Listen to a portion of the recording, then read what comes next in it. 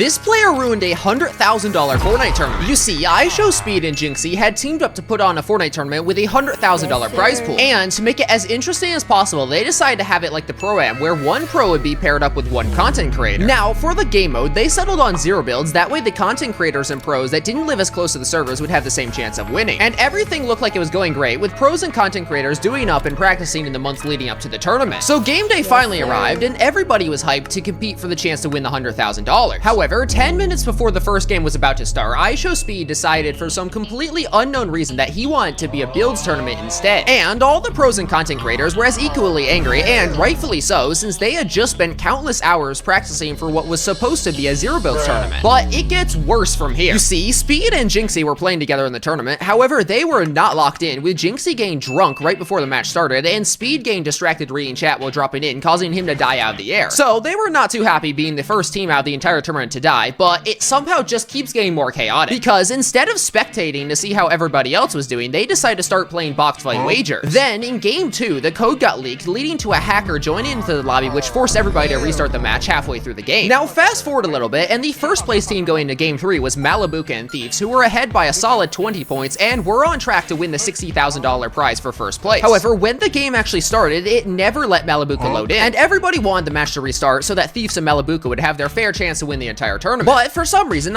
Speed and Jinxie were too busy arguing in the lobby after dying off spawn, and Thieves was forced to try clutch as a solo, resulting in him and Malibuca dropping down to 5th place, effectively scamming them both out of $52,000.